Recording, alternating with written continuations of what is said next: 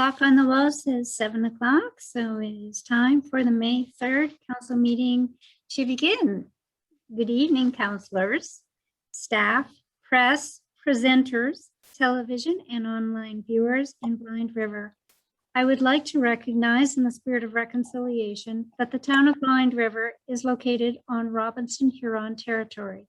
We recognize Mississauga First Nation as well as the Métis. Prior to beginning this evening's agenda, I would ask that each councillor who is present via this video conferencing to answer the roll call when I call your name. Deputy Mayor Summers. Present. Councillor B. Dunbar. Present. Councillor J. Dunbar. Present. Councillor Wells. Present. Councillor Roy. Councillor Pastorero. Present. There are a number of organizations and individuals that council would like to recognize tonight. At our last council meeting, council proclaimed the month of May as Community Living Algoma Awareness Month in the town of Blind River. We also recognized our physicians during National Physicians Day. Tonight, I would like to draw your attention to Canadian Mental Health Association Mental Health Week, which is from today until the 9th. We've all been under a lot of stress over the past 14 months with the pandemic, and it's important we acknowledge these emotions, as even in times of extreme anxiety and stress, mental health is something we can protect, not just something we can lose. This Mental Health Week, let's focus on naming, expressing, and dealing with our emotions, the ones we like, as well as the ones we don't. It's important for our mental health. Next week, May 10th to 16th is National Nurses Week. We know that our nurses and our personal support workers, as well as our allied health professionals, have gone above and beyond the call of duty. Our healthcare professionals are maxed, and to show our appreciation for all that they do, a special surprise will be forthcoming next Friday. And this will be taking place at the North Shore Health Network. In recognition of these incredible providers, please acknowledge their dedication to our healthcare needs. Now, without further ado, turning to tonight's agenda, I have a motion from Councillor Roy, seconded by Deputy Mayor Summers. Be it resolved that Council approve the agenda, the closed meeting agenda, and the addendum to the agenda as presented. All in favor? And that's carried. Thank you. And are there any declarations of pecuniary interest? Seeing no hands going up, we're good. And I have a motion from Deputy Mayor Summers, seconded by Councillor Wells. Be it resolved that Council adopt the minutes of the regular council meeting of April 19th, 2021, and the minutes of the special council meeting, April 27th, 2021, as presented. All in favor? And that's carried. Thank you.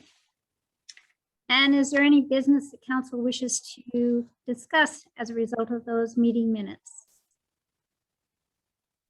Seeing none, I will turn over to our public presentation. And tonight we have our PUC rep, Carla Buckner, to present us with the quarterly report to us as the owner. Carla, the floor is yours. Thank you very much. Let's see if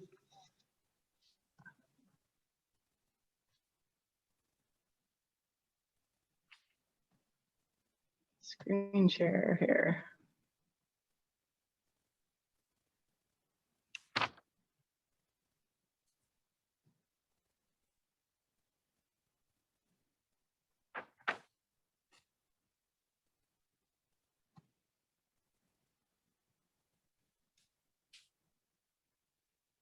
Are you able to see my screen? We are. Okay, thank you. So every year we have our annual report to the owner after we have a report to top management at PUC. And we had that review with our top management staff on January 29th. And we had our chief operating officer, our director of water operations, myself, the manager, and our water treatment supervisor present. So the drinking water quality management standard dictates that we discuss 18 agenda items. And of course, we're going to go through each one of them one by one.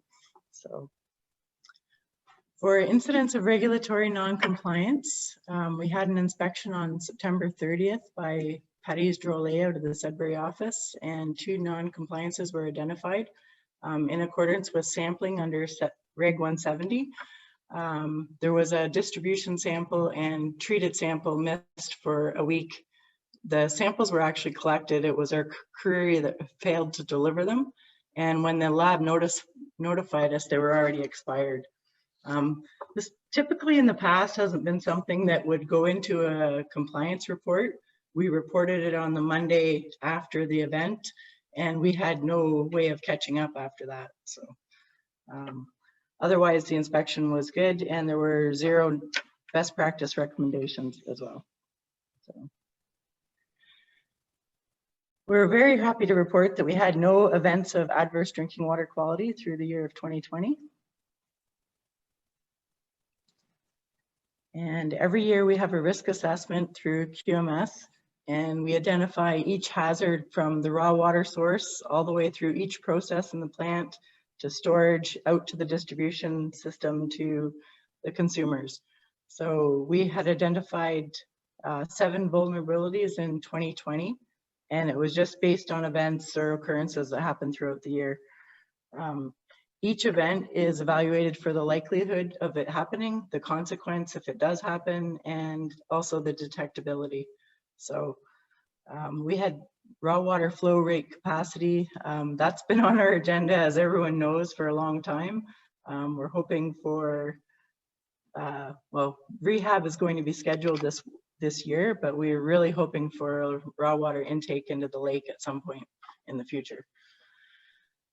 We had 7 low chlorine events, and these were where they hit the low alarm, and there's also a low, which is a critical control point, which we'll talk about a little bit later. We ended up replacing the chlorinating system from the chlorine room downstairs in the basement, and we revamped it probably midway through the year, and then we didn't have any more events. So we feel we may have corrected the issue, but the problem is the chlorine's injected at the front end of the plant, and there's at least 2 days capacity before the analyzer will pick it up leaving. So we're always concerned that there could be an event, and a corrective action could be to install a sample pump in the clear well before the endpoint, and that would give us an alert a lot sooner. We also noted that our clear well inspections are overdue. We had planned to do them in 2020, and that did not happen due to COVID. Disinfection byproducts, THM levels and halicylic acid levels. We're constantly doing monitor, and we feel that we do have good control, but it is a risk again that we wouldn't want to go back into an advisory position. Backflow prevention program. We've talked about this one for a lot of years, and we've made some progress in the plant. We have all our backflows on an annual schedule, including the fire system. We want to reach out to potentially not homeowners in the public, but any commercial or industry. We think that the schools may have them, so we'd like to reach out to them and just know that if they have them, they have to be tested annually. And then again, our SCADA failure that we had during the roof maintenance. The roof is complete. We have not had any leaks, but we did have a leak during the replacement, and it caused our SCADA to fail for better part of a day. It was a little bit scary, but we got it back up and running, and that's currently in replacement for 2021. And of course, the filter media, again, we've talked about this one for a few years as well. We topped up the anthracite in 2020, and we have much better filter performance because of that. So a critical control point is an action that we can put in place to, after we identify the hazards, to alert us of actions that need to be taken. We had one high filter turbidity event of 1 NTU, and this is something that our SCADA doesn't allow us to go out of compliance, but it still went over that 1 NTU. So we're looking at ways to resolve this, that we don't have occurrences again. And then again, for the low chlorine residuals, we had 2 at our low level. Staff were called in, we did CT calculations, primary disinfection was met, so there was no safety hazard, but we do have to record them as a low event. So we had our internal audits in October last year, and we had one minor non-conformance. It was a water distribution license that was expired. We actually did have the license, it just wasn't posted, but we've heard through the grapevine that the ministry has actually been putting this in compliance reports if it's not posted. We're always trying to make sure that we have the licenses well before the expiry dates. And during COVID, it was really hard to get a lot of the training for the operators. So we've been really keeping a close eye on this one since this time. So we also had our external audit from SAI Global in November. And this was basically a surveillance audit where we send the operational plan to them, and there were 0 non-conformances identified. And that's actually the first time that we've had 0 identified. So we're feeling pretty good about that as well. And we wanted to let you know that 2020 was year 1 of the 3-year accreditation certification period. So we'll have another offsite audit this year. And then in 2022, we will have both the offsite audit and onsite audits by the auditor. Emergency response testing. Every year we get together with staff and we review the events that happened over the year. There were no adverse events. We did have the one non-compliance in the annual report, but we also have our 6 high-level emergency tests, and we did a mock scenario of a severe winter storm and discussed how it may affect operations. We had a couple follow-ups that we did our fuel tanks inventory, stocking winter supplies, and we're also looking at our vehicles for renewal. We added 1 4-wheel drive truck to our fleet in Blind River, and that's definitely going to help. And we actually have 2 other vehicles coming up for replacement in 2021. Operational performance, we really feel that 2020 was a really good year for us despite COVID. Our final inspection rating was 91. And again, it was because of that courier failure to the lab. The media addition has improved the filter compliance. I did the 2020 stats and 2021 up until April, and you can see the green line is the 95% that were required. Historically, we've struggled with this a little bit, but since the new media addition, the filters are operating very, very well, and they're at 99% or higher. Raw water supply and drinking quality trends. We experience normal flows and seasonal changes.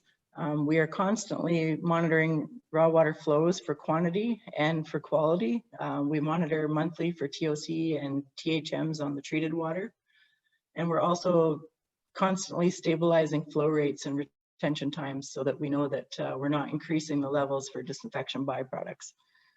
And the graph here just shows a 10-year history. Prior to, I think it was 2012, we started running the plant 24 hours a day for stability, and we have had much better treatment through the plant and actually more even flow rates as well. So every year, the management review that we do in-house at PUC, we have to go back and review the past reviews. And if there's anything outstanding or in progress, we have to report on it. So we have 4 things that were reported previously: the backflow prevention program, the filter media addition, which now can come off this list, THM control plan. I think we have a pretty robust plan in place. And the rapid mixer we had talked about as not having a bypass for maintenance and just the replacement itself. So status of management action items between reviews. We had the municipal drinking water license renewals come up, and that was from October to December for our systems. And they, of course, require a financial plan that's for the whole 5-year term. And of course, Blind River is working on this, and we were granted an extension for the renewal. And then, of course, we had the RFP for the contract, and we're very happy that you chose PUC. So in place till 2025. Changes that could affect the quality management system. We feel auditor inspection requirements and scheduling. Again, we noted the backflow prevention. Regulatory changes are always new and changing. And the last new addition was HAAs. We actually started sampling for halicylic acids in 2017, but we had to report on them starting in 2020. And this is not an issue for the Blind River system. So, and then of course the pandemic that required us to update our policies and procedures and our business continuity plan for water treatment department. Consumer feedback in 2020, we had 6 complaints and 4 of them were low pressure concerns in Mary Place and Oak in Forest Glen. We also had 1 taste and odor complaint for chlorine, and the results were in normal levels. Often flushing your tap can alleviate this one. And then we also had a service line leak that we investigated and was later repaired. A review of our department needs at PUC, we feel we have adequate resources in place. Every year we do an infrastructure review and we have an equipment listing of all the equipment in the plant. We also do one for wastewater. Our priority recommendations for 2021, SCADA computers, and that's in progress now. We actually have the contractor coming in this week to set things up, and hopefully by the end of next week, or at least by the end of May, we'll have the new computers online. Well rehab and a lake intake. Well rehab is scheduled for the summer, and as well as the elevated tank inspection. The other ones listed here are just to keep them on the horizon. They didn't make, I don't think, the 2021 budget, but just to keep them on the radar. Our operational plan currency, we had 40 modifications in 2020 to the plan.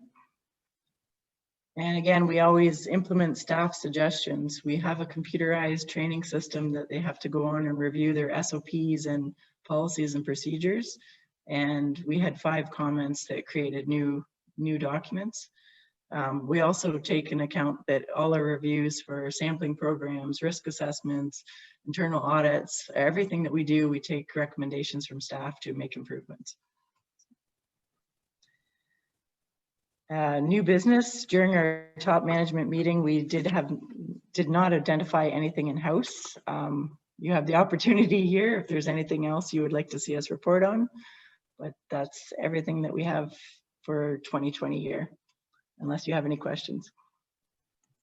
And does council have any questions for Carla?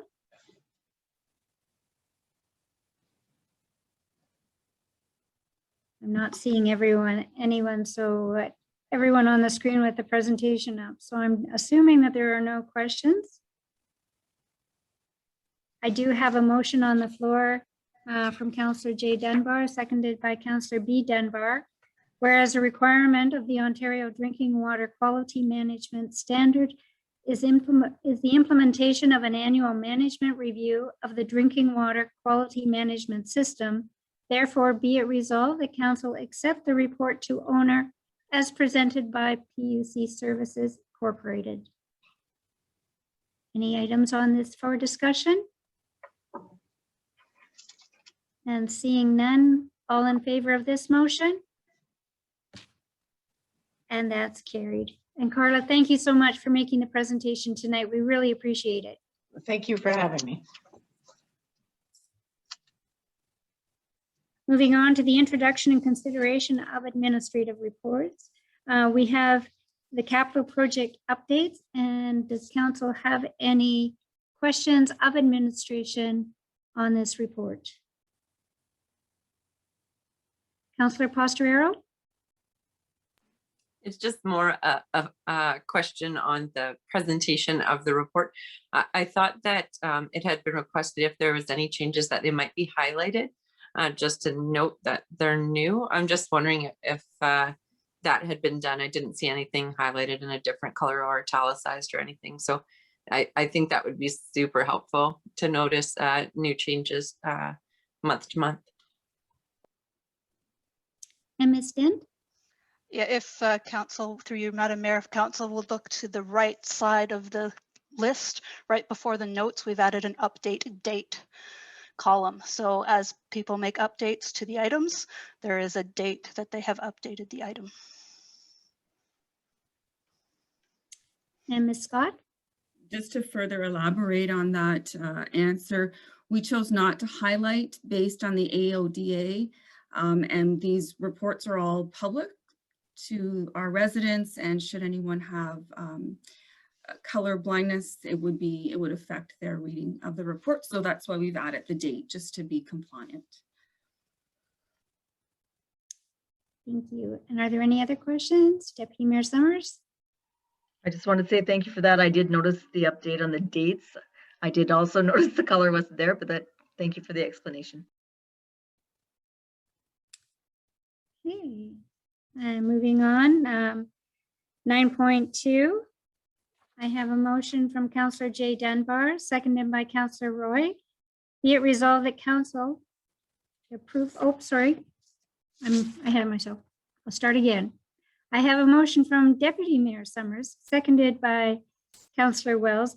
Be it resolved that council grant provisional consent for the property owners located at 34 Huron Avenue to sever a residential parcel having a frontage of 55 meters, a depth of 330 meters, and an area of 16,500 square feet, while retaining a residential parcel located at 36 Huron Avenue having 66-meter frontage, 330-meter depth, and an area of 0.5 acres.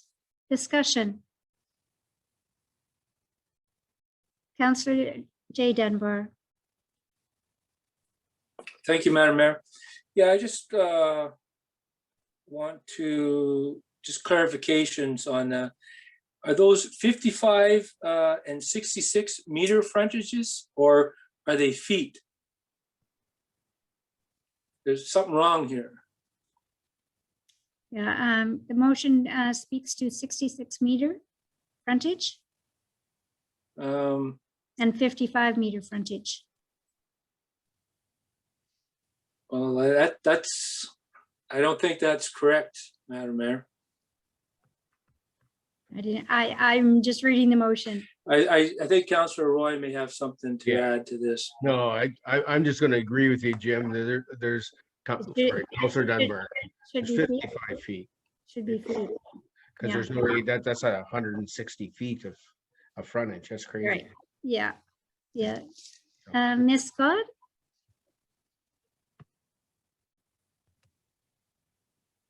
That's correct. Noted as Councillor Dunbar has mentioned, it is feet. Good that you're paying attention, Councillor Dunbar, as well as Councillor Roy. Thank you for that. I have changed the motion to read, and now the depth, is it correct at saying 330 meters, or should it be feet?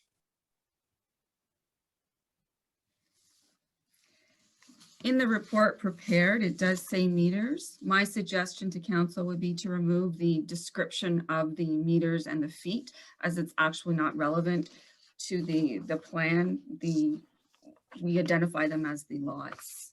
So the total is the frontage of 55 and the depth of 330.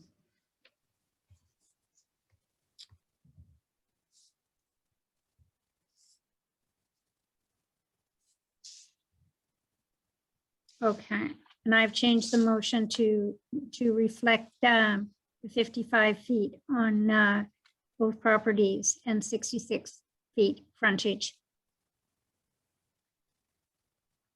Would council like me to read the motion again?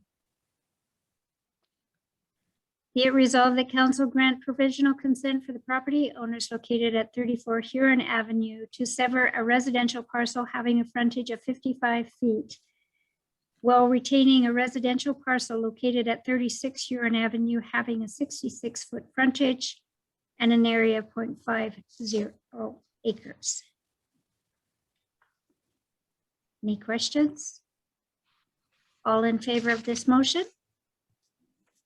And that's carried. Thank you. And we have information on public services with regards to the high water consumption. I have a motion going forward for discussion. Be it resolved that council approve a one-time credit for the customer as requested in the amount of, and this is to be discussed, and that council direct to draft a high water bill adjustment policy to presented to the Corporate Services Committee for discussion. Councillor Jay Dunbar, followed by Councillor Pastorero. Thank you, Madam Mayor. After reading some of that background, I'd be more in favor, absolutely in favor of passing this here resolution that we have here in front of us. I don't believe that it was done intently, you know, and it's nice that we're setting up a policy for this type of, though it's not going to be continuously for everyone, it's still nice to see that we're bringing one forward. Thank you. Councillor Pastorero? Thank you, Madam Mayor.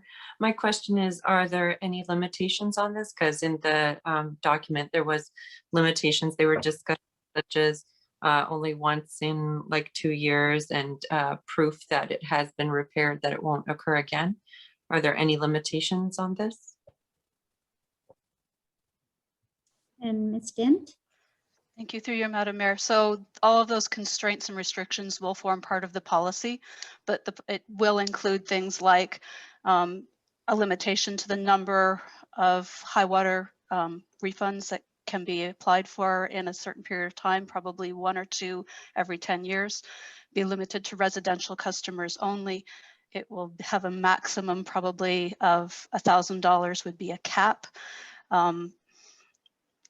So those are some of the things that will be spelled out in the policy. And if this is approved for this individual homeowner, they will be made aware that they will have to abide by the policy once it is passed. So they'll be, normally we wouldn't grandfather it back, we're going to grandfather them forward into the policy once it's passed. So they will be made aware of that at the time.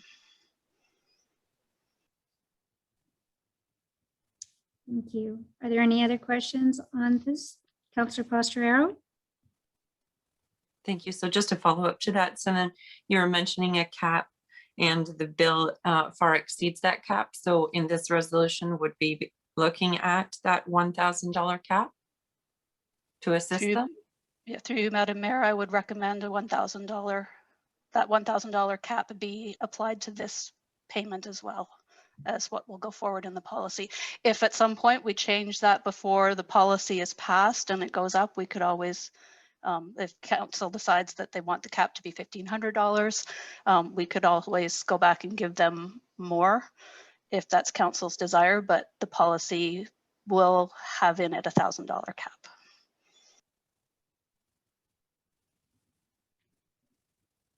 And are there any other questions for Ms. Dent? Seeing none, all in favor of this motion? And that is carried. So we're putting $1,000 on that one then, Sally? Or, sorry, Mayor Hagman? That's how I understood it. Yes. Okay.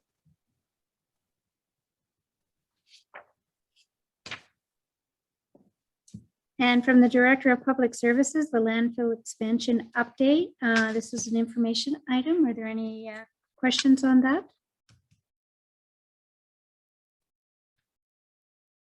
Seeing none.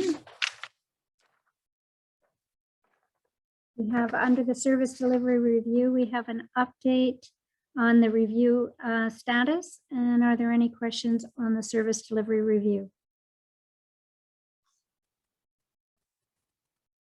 Seeing no hands, we'll move on to the presentation of committee reports. Corporate Services met on April 26, 2021, and I have a motion from Councillor Wells, seconded by Councillor Pastorero. Be it resolved that council adopt the mortuary policy as amended, as recommended by the Corporate Services Committee. Discussion. All in favor of this motion? And that's carried. And from the Deputy Clerk, we have the iPad policy. And I have a motion from Deputy Mayor Summers, seconded by Councillor Jay Dunbar. Be it resolved that Council adopt the company iPad user agreement as amended, as recommended by the Corporate Services Committee. Discussion? Councillor Posterero? I just had a quick question on one of the, so for example, it's kind of similar to the cell phone policy, but so where it says employees and council members who use a company iPad for non-work related purposes, who do not maintain their device, et cetera, et cetera. When it says non-work purposes, I'm just wondering how restrictive that is, as with our iPads, we all pay for our own internet, and obviously we're held to integrity standards. So if we're surfing the internet, are we going to get fired? For example, if it's non-work purposes, right?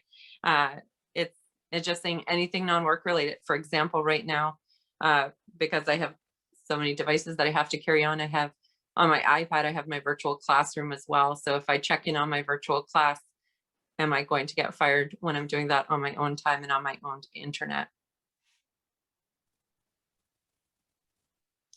And Ms. Scott, would you like to answer that question? Through you, Madam Mayor, I think that there's, you know, some leniency around the policy. What we're looking at is we don't want you using the iPads, or we don't want staff using the iPads for personal gain or personal.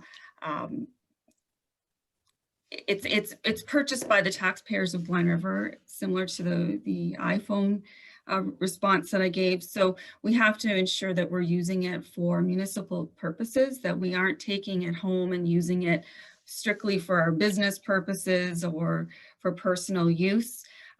We should be careful what we are using the iPads for. Again, you know, should we have an integrity commissioner or an information, they could take the entire iPad, and if there's anything on there that shouldn't be on there, that is subject then to review by whoever is doing the investigation at the time. So I would caution that we would just want to be careful of what we are using it for, and try to stick to using it for council municipal purposes. I know that's not a clear cut and dry, but are you going to get fired for searching on the net? No. However, you know, again, that would be relevant to what you are looking at on the internet, because we want to ensure that we aren't using the device for anything that should not, or that's inappropriate and should not be used. I have a great example, and it isn't something that's from someone that I know, but it was on television, where an individual was taking a picture with their iPad of a fish, and the fish jumped and the iPad jumped out of the person's hand, and it went in the lake. So moral of the story is, don't take your iPad out fishing. Just to drive that one home. So are there any other questions on this motion? Shameless plug, so I'm not going to get fired if I'm checking out Ellie today. No. All in favor? And that's carried. Thank you. And we have, the treasurer has given us the 2020 proposed year-end reserve transfers. I have a motion from Councillor B. Dunbar, seconded by Councillor Wells. Be it resolved that Council approve the preliminary list of 2020 year-end transfers to reserve as recommended by the Corporate Services Committee. Discussion. Councillor J. Dunbar, followed by Councillor Roy. Thank you, Madam Mayor. Yeah, so I just want to understand this year, the Safe Restart 2020 allocation here. I see the totals received and the expenses incurred. Now, the revenue shortfalls, are they all listed there? And are those the like water revenue, 35,000 here, it's mentioned. Like, can you just give me a little background on that? Ms. Dent? Through you, Madam Mayor, Councillor Dunbar, I believe you're looking at the next one where just looking at the reserve transfers for now. Oh, okay, then, sorry, then that'll be my follow-up question. I will answer it then. Counselor Roy? Thank you, Madam Mayor. I'm just wondering this, where exactly is this going? Is this going into our 2021 budget? Because it says 2020 year-end reserve transfer, of course, or are we just keeping it in reserve? Because, and my question is that because I was told that Public Works only has, say, 60 grand, I believe it is, in a sidewalk budget, but we're gonna put 20,000 somewhere from last year. So I'm just wondering if that is just gonna be put into this year's budget on the sidewalk line, or if it's just going into a reserve. Through you, Madam Mayor. So these are all transfers to reserves. None of this will be directly transferred to the 2021 budget. It will be available in the case where perhaps if we go to do sidewalks and we don't have enough money in the budget, we could use the money in the reserve to offset the overage. So all of these are going to reserve. There's money going to the fire truck reserve. There's money going to the winter control reserve in case we have a tough winter next year and we need extra money that we haven't budgeted for. That would be the only instance where it would be transferred to the 2021 budget, is if we're going to be over budget on something and we need extra funds. But that's what the reserves are there for. Okay, thank you, Madam Mayor. And are there any other questions on this motion?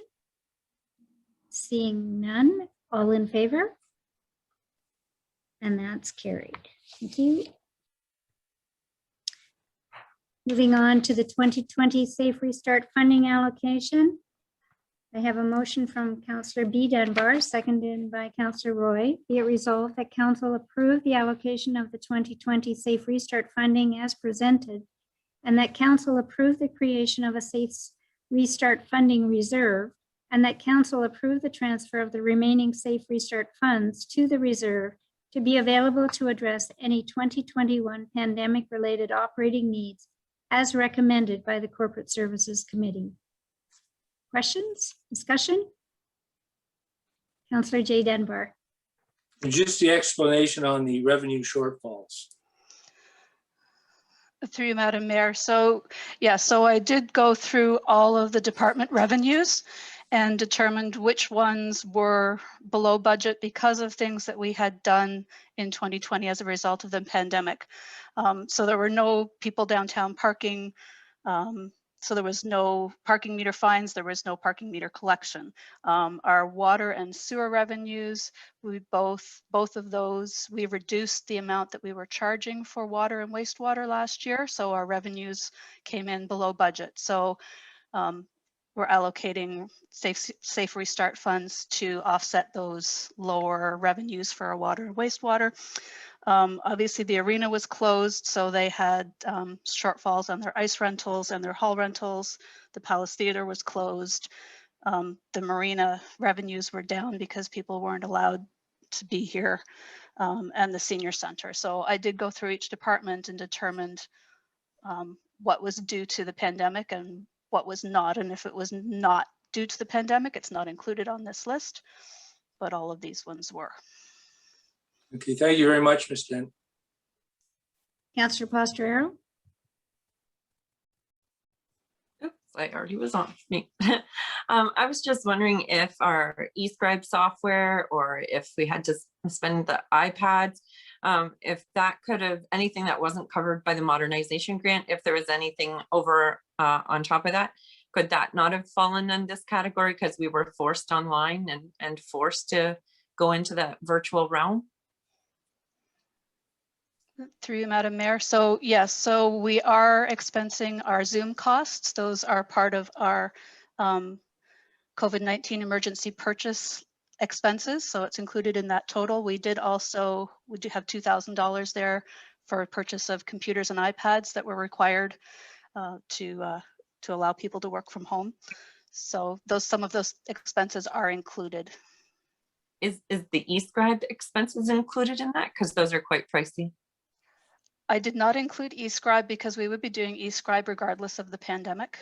So it's not a pandemic directly pandemic related cost to the town. That was something that we've been talking about before and would probably be doing anyway. So no, specifically eScribe is excluded. Thank you, Ms. Dent. Are there any other questions on this motion? Seeing none, all in favor? And that's carried. Thank you. And there is no unfinished business, so we'll move on to correspondence requiring action. I have a motion from Councillor Roy, seconded by Deputy Mayor Summers. Whereas Cameco Corporation is a valuable community partner, and whereas Cameco Corporation has applied to CNSC to renew their license to their Blind River refinery location, and whereas Cameco Corporation license renewal hearing dates are scheduled for November 2021, therefore be it resolved that Council authorize the mayor to send an intervention letter of support for their license renewal application. All in favor of this motion? And that's carried. Thank you. And it was a very interesting public presentation last week, and this week I will be sitting in on the CNSC presentation as well. We received an email, or I received an email from Haley Horton from Laurentian the closures, and in response to that, I have a motion from Councillor Wells, seconded by Councillor Jay Dunbar. Whereas Laurentian University has suddenly terminated 58 plus programs, these are programs that many of our children and community members are a part of or are alumni. Be it resolved that Council urge the province and Laurentian University to reconsider their decisions to suddenly terminate over 58 programs and allow those enrolled to finish their programs. Discussion. Councillor Pastorero. I'll try to mind my tongue as much as I can, being education work. And what happened at Laurentian University was devastating. And there are members of our community that are directly impacted by this egregious and negligent lapse in their fiduciary duty, both the Board of Governors and the Minister Romano. This should never have happened. And there are members of our community that are devastated. I know my neighbor has to live without her children for 2 years because she is now forced to go to Ryerson instead of Laurentian because her midwifery program was taken. Not only that, but many of the federated colleges just severing them. It's just so devastating. And although us endorsing this may not change it, it's too late, even though they've been granted further time until August. It just needs to be said that what happened there should have been avoided. And it is devastating, not only the students, not only the professors, but the communities that thrive from Laurentian and the federated universities. So it's really devastating what happened there. And there needs to be some accountability for those that allowed it to happen. Thank you, Councillor Pastorero. Are there any other comments that Council wishes to make? And seeing none, all in favor of this motion? And that motion is carried. Thank you. And with regards to Huron Shores and Manitoulin Company-owned fiber infrastructure, I have a motion from Deputy Mayor Summers, seconded by Councillor D. Dunbar. Be it resolved that Council supports in principle the efforts of the Huron Shore and Manitoulin Island community-owned fiber infrastructure H&M Coffee project to secure funding and establish enhanced regional broadband for our area. Comments? All in favor of this motion? And that's carried. Thank you.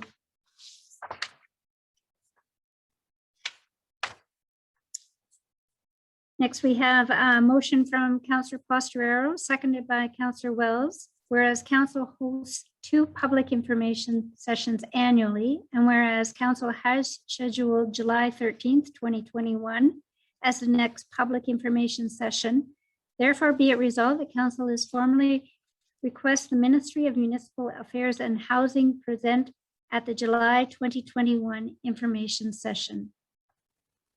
Discussion? All in favor of this motion?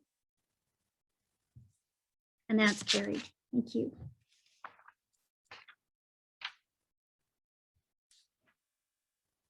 And under correspondence for information, we received a letter from Marlene Kohler for the town of Blind River. And a big thank you to Karen Bittner on behalf of all of us in council to say thank you for putting Blind River on the map in our tourism vicinity. Can't talk very much.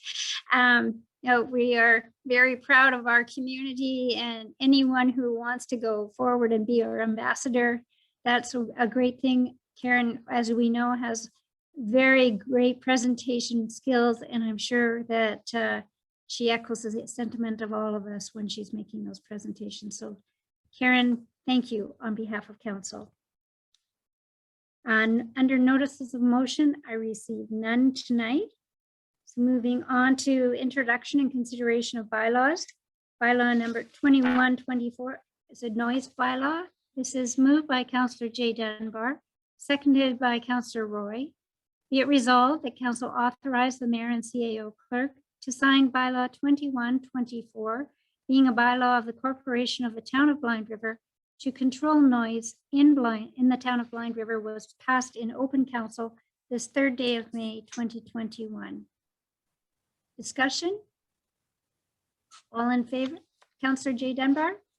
Thank you, Madam Mayor. Going through this, it looks like a pretty progressive bylaw here. And I was just wondering, there's probably has been much more added from the original one. And I just wondering how, the reinforcement of this, if we're going to be able to enforce it, I should say properly. Maybe Ms. Scott might have something to say on that. Ms. Scott? Through you, Madam Mayor, I will refer the question to Mr. Raymond, our Protective Services Director. So the new bylaw that you have before you, it was just to tighten up the fees that we already have. We already have the set fines that we can charge with. We just didn't have all of the wording that we needed. We've taken out things like any sound made by an animal or a bird and set it down to like a dog continuous barking. There were just too many holes, and it made it very hard to charge people with the old bylaw. This one sets out all the written wording that we need for our set fines that we already have. The timing is the same, so it's still 7 till 7. Grass cutting, snow blowing is still exempt. So we haven't changed a lot. We did put the permit in for the noise exemption. So there is the paperwork for that, so that it sets it out on what they have to fill out. That has to go to council for anything except for any large construction. If they need to work on a Sunday like they did for the bridge, that would go right to the clerk's department. Thank you, Mr. Raymond. Councillor B. Dunbar? Your mute is on. It just seems a little vague to me. What constitutes an event? If I have like a barbecue with 5 people, is that an event or? So an event would be like a town event, winter carnivals, concerts, that would be the events. Okay. So we're not talking like private individuals need to apply for, I guess maybe they would if they were having a wedding in their backyard, or if they wanted to go past the timing, yes, they'd have to do that. But this is for what's the one on the river? Music on the River or Rocking on the River. So that one would need to have an exempt if they wanted to go later than the set time. large events like that, not people partying in their backyards or anything, but so they can't get an exemption for a party in the backyard. Exactly. Thank you. And Deputy Mayor Summers, and then followed by Councillor Jay Dunbar. Actually, they did mention, I was thinking more of like if you had a wedding, because I know we had some instances where we had, you know, a wedding with music and stuff like that. So yeah, you would probably need an exemption in that case, correct? Yes. And Councillor Jay Dunbar. Thank you. Just, Madam Mayor.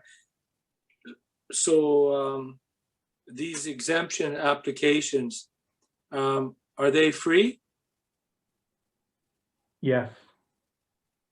They are, yes. Okay, And thank you. Council will make the decision if it's going to be passed or not. Are there any other questions for Mr. Raymond? Seeing none, all in favor of this motion? And that's carried. Thank you.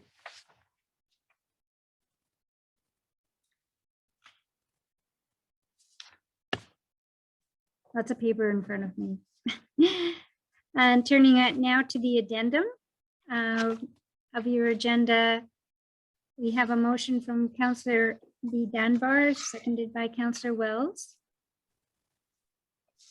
And this is,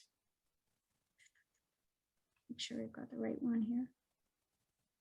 Yes, be it resolved that council authorize the mayor and CAO clerk to sign bylaw 21-25, being a bylaw of the corporation of the town of Blind River, to enter into an agreement with Her Majesty the Queen in right of Ontario, as represented by the Office of the Fire Marshal, for the funding under the Fire Safety Grant Program, was passed in open council this 3rd day of May, 2021. Discussion. Councillor Jay Dunbar. Is this, thank you, Madam Mayor. Is this something new? Passing a bylaw to go after a grant? Or is this something that we're renewing again? Or this is all brand new to us and we seeking another way of funding? And Ms. Scott will answer. Yes, through you, Madam Mayor. No, this is not a new process. What you're signing and what you would be approving tonight is that we have actually been accepted and approved for this grant. What we're now doing is entering into the agreement for the grant. So there's boundaries around what we can and cannot spend the money for. What we've applied for is what we have to stick to, and the reporting would go to that. So this is similar to any other grant agreement that you would sign, and we pass them by bylaw as it's an agreement. Thank you. Are there any other questions?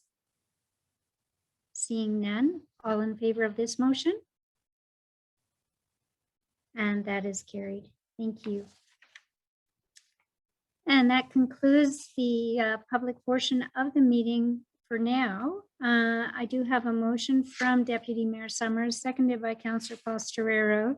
Be it resolved that council go into a closed meeting at 7:53 in accordance with Section 239 of the Municipal Act in order to discuss offers to purchase, as well as advice that is subject to solicitor-client privilege, including communications. All in favor of this motion? And that is carried. And thank you to the public who has been listening to this point. And we will be back after the closed meeting.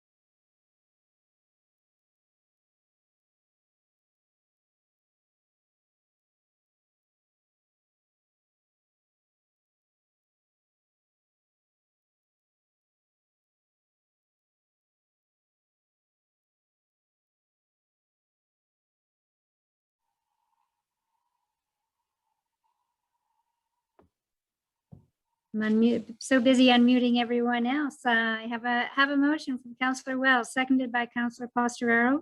Be it resolved that council resume the open meeting at 8:43 PM. All in favor of this motion? And that is carried. Thank you.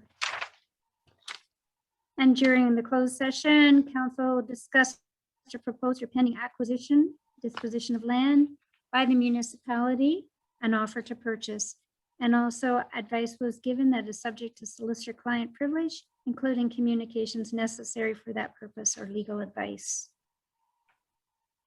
And I have a motion from Councillor Dunbar, seconded by Deputy Mayor Summers. Be it resolved that council authorize the mayor and CAO clerk to sign bylaw 21-26, being a bylaw of the corporation of the town of Blind River, to adopt the minutes of the meeting of May 3rd, 2021, and the minutes of the special meeting of council held April 27th, 2021, was passed in open council this third day of May 2021.